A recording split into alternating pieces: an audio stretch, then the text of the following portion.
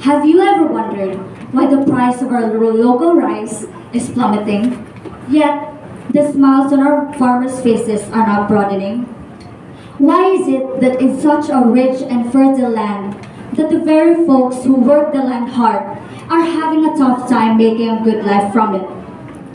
Does the rice certification law truly serve as a lifeline for Filipino farmers? Or does it leave them drowning in a sea of financial distress? Does the supposed liberation from import quotas bring about prosperity? Or does it herald the demise of our local agricultural industry? Today, I invite you to delve deeper into this paradox, to unravel the threads of a policy that was meant to be a boon but has turned to be a bane for many.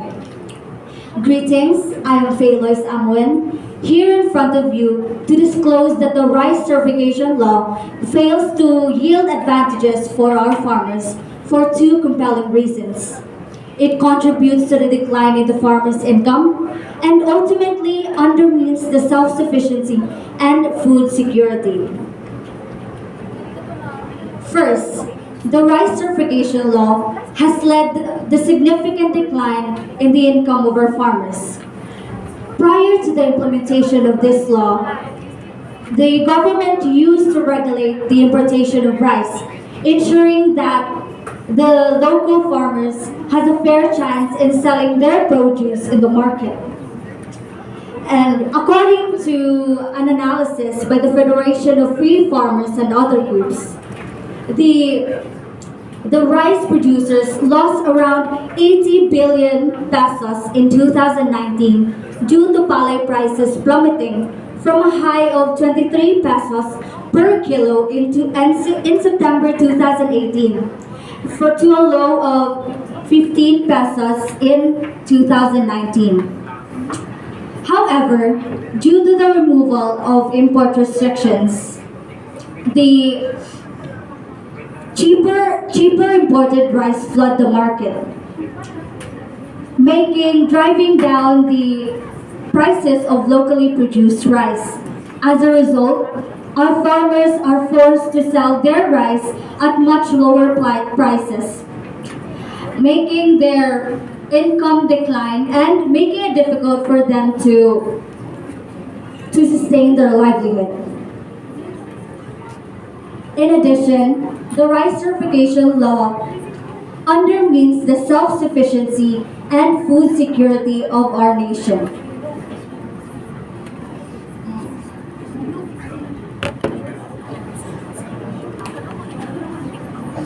By heavy reliance on imported rice, we become vulnerable to fluctuations in the global rice market and potential disruptions in the supply chain. According to reports, the rice certification law has led the Philippines in becoming the world's biggest rice importer in 2019, with nearly 3 million tons of rice imported.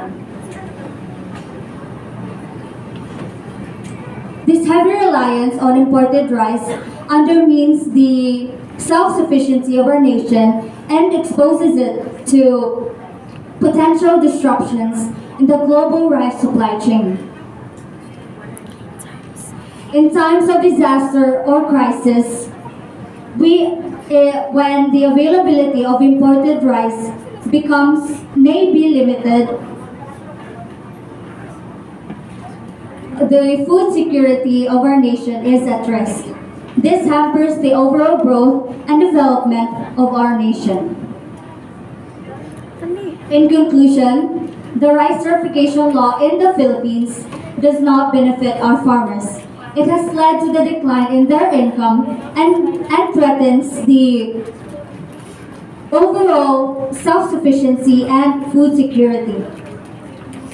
It is crucial for the government to re-evaluate this law and implement new measures that truly supports and empower our farmers. It is also essential for us to recognize the importance of Oh, Hapit na to. showing support would have potential effects to people's health, the economy, and the society as a whole. The legalization of marijuana requires us to take into account its real nature. Is it just for pleasure, or does it have a health benefits that could transform the medical field? Um,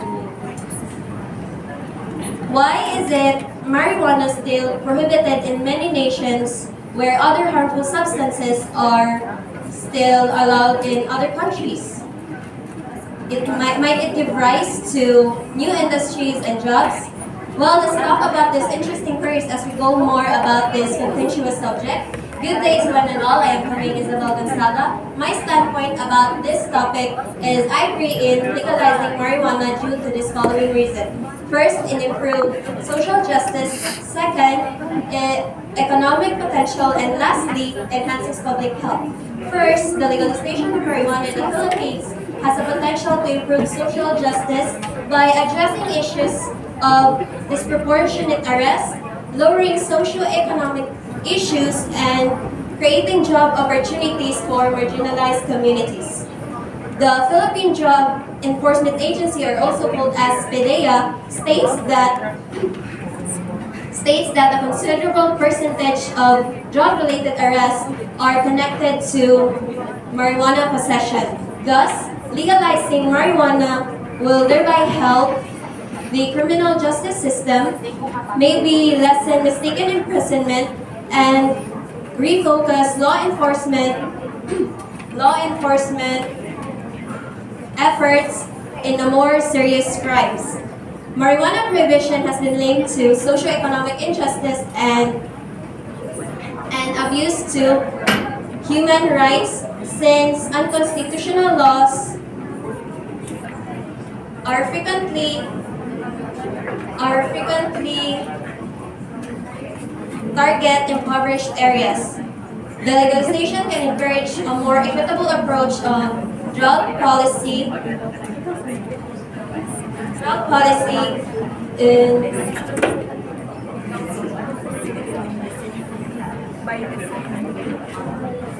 drug policy.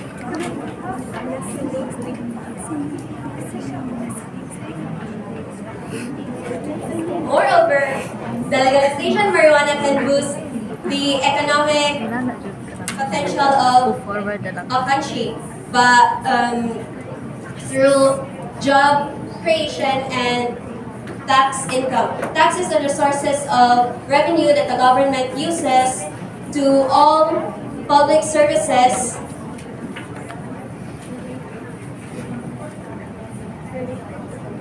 related to the production and sales of marijuana. The sector's work enables job creation and uncovers new business opportunities.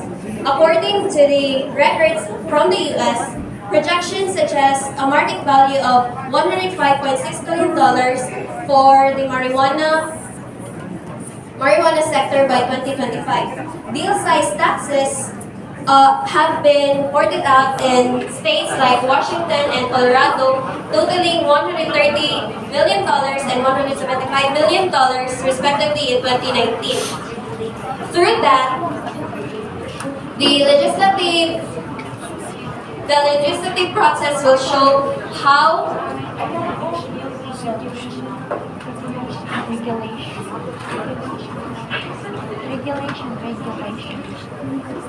regulations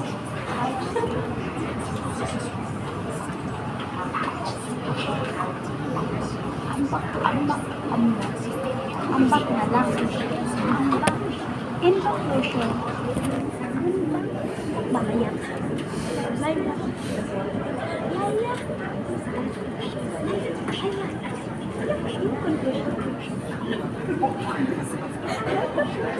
Time out.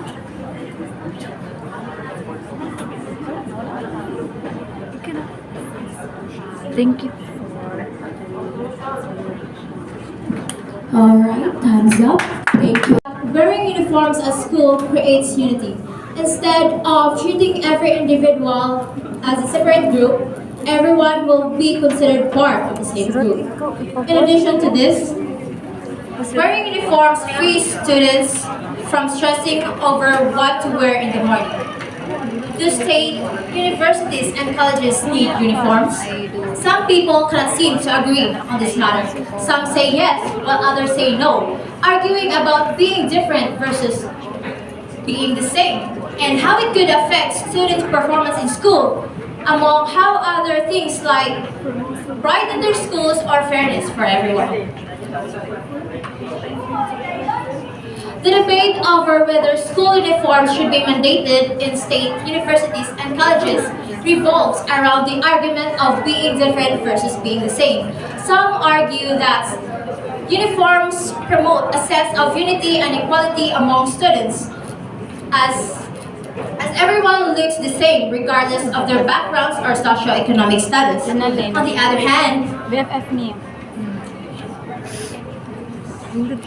the other hand, others believe that allowing students to express their individuality and Everything. May pa dyan drawing.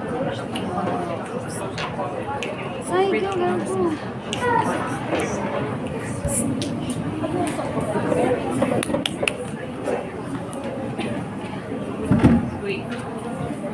on the other hand, others believe that allowing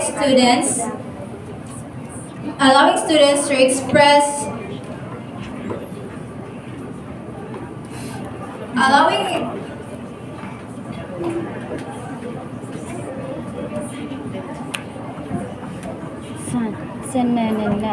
Sananana.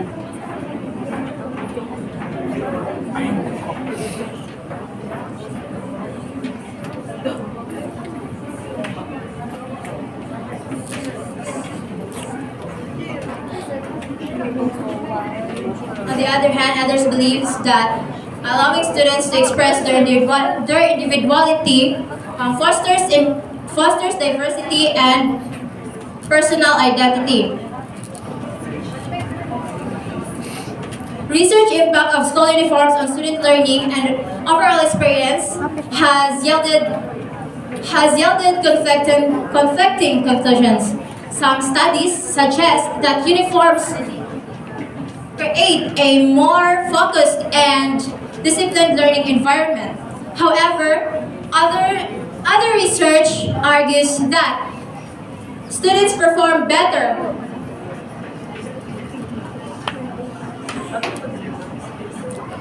Pressure kasi ang time ako sa trip. Makaon pa mo before kang delay. Kuman, kano sa day, kano sa kaan. However, other research argues that students perform better when they feel comfortable and able to express themselves through their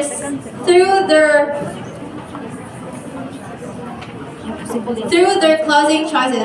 And conclusions, the debate over school uniforms in state universities and colleges revolves around the argument of being different versus being the same. It encompasses discussions on unity, individuality, school pride, academic performance, and fairness. And that would be all. Thank you.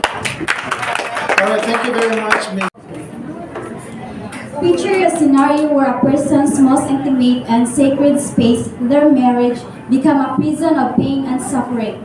A place where consent is disregarded and the very foundation of trust is shattered. This is the harsh reality for countless individuals who experience all of this. But what exactly is marital rape? Is it a crime that we should treat with the same seriousness as any other form of sexual assault? Should the law step in to protect the right and well-being for those who are trapped in abusive marriage? These are the questions that demand our attention and thoughtful consideration. So, ladies and gentlemen, I am Charess Pahayahay, and my stand on this topic, marital rape, it should be criminalized due to the reasons of: first, everyone has the right to refuse, even in a marriage. Second, no one should experience this kind of this kind of harm and violation within a relationship. Lastly, it can have significant impact on physical and emotional well-being of the partner. First, marital rape should be criminalized because everyone has the right to refuse. After all, this is our own body. If you enter that relationship, it's important to have open and honest conversation about boundaries and make sure that both partners are comfortable with any sexual activities. If the sexual According to, by making marital rape a crime, we declare that individuals have the right to refuse sexual activity even within a marriage. According to human rights organizations like United Nations, Human Rights Watch, and Amnesty International advocate for criminalizing marital rape. They argue that everyone has the right to refuse sexual activity even in a marriage. In addition, marital rape should be criminalized for everyone's freedom. No one should experience this kind of trauma and violation within a relationship. It underscores the importance of treating each other with love, trust, and respect, and ensuring that no one is subjected to harm or violence within a relationship. According to Universal Declaration of Human Rights, they ensure that individuals are protected within their marriage. Lastly, it can have significant impact on physical and emotional well-being of the partner. It can cause physical injuries, sexual transmitted infection, and unwanted pregnancies. It's unfair to have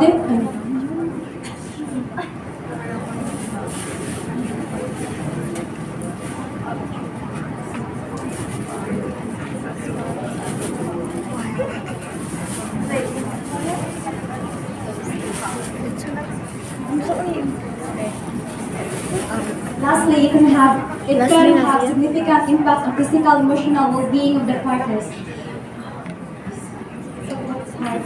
It can cause physical injuries, sexual transmitted infection, and unwanted pregnancies. It also leading to feelings of fear, anxiety, depression, and loss of self-worth. This perspective supported by the expert researchers and organizations working in a field of domestic violence and sexual assault. According to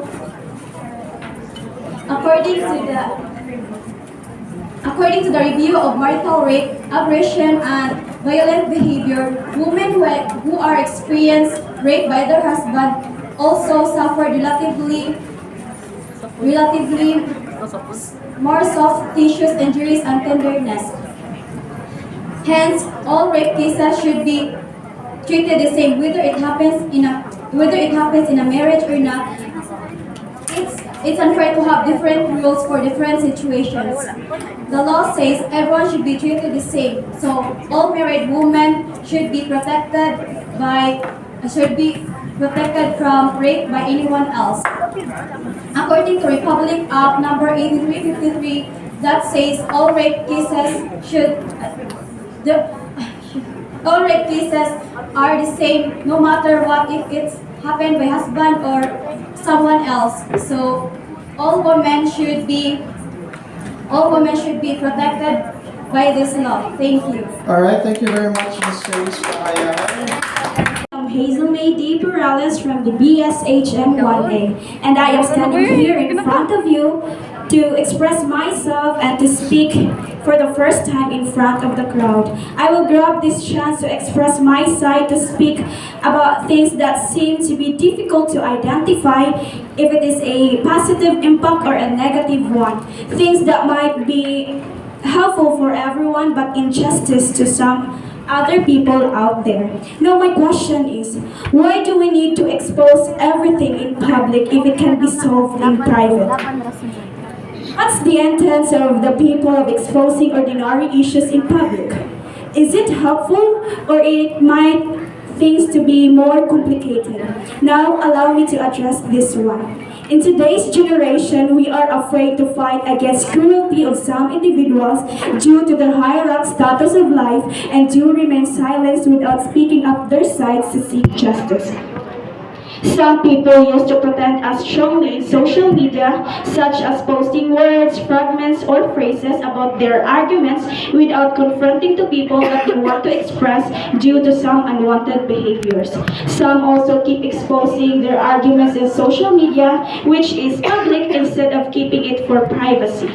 Therefore, some of those instances piques my interest to connect to some current issues in our country, which is the Philippines, where all of us are familiar with the Rafi Tulfos program Wanted sa Radyo as a popular public service that give us to quickly resolve the complaints of an ordinary individuals. Due to the fact that the program showcases how they quickly to respond the actions and it have helped it to become more well known. It has nevertheless also sparked discussions and criticism, especially in regards to the issue whether it violates to the fundamental human rights of due process. From my stand, Rafi Tulfos program Wanted sa Radyo against to the basic human rights of due process. The idea of due process is a fundamental part of several judicial systems, such as in the Philippines, and ensures that every legal process will be just and no individual will lose their life, freedom, or possession without correct legal measures and protections in place. In addition, detractors of the show hosted by Rafi Tulfo believes that it could potentially weaken the proper procedures in various ways. Then first of all, the program is keep the legal systems by addressing disputes meant for court resolution, thus possibly depriving individuals of their right to a fair trial. According to the Article 1, right to equality, dignity, and respect for all human beings are born free and equal dignity and rights. They are endowed with reason and conscience and should act towards one another in a spirit of brotherhood. Additionally, being in the public eye during the show may result in judgment by the public, and it could impact the reputation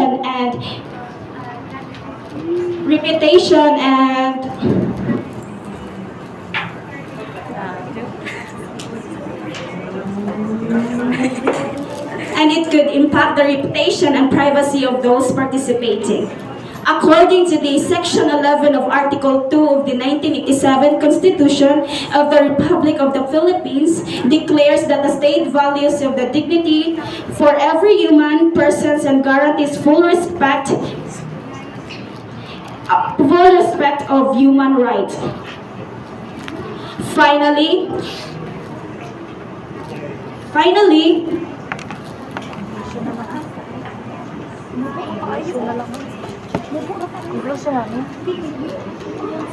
there is a worry that the quick resolution of the cases of the program may not allow for in-depth investigation and consideration, which are important components of due process. However, proponents of the individual initiative content, it offers a convenient avenue for people lacking the means or expertise to maneuver through legal process. They also mentioned that the program focuses solely in civil cases and refers to more serious criminal cases of the relevant legal authorities. Moreover, they assert that the program upholds the rights of the accused by allowing chances to share their perspective. In conclusion, with the Rafi Tulfos program, Wanted sa Radyo infringes to the basic human rights of due process. Alright, thank you very much, Ms. Hazelle Mae Perales.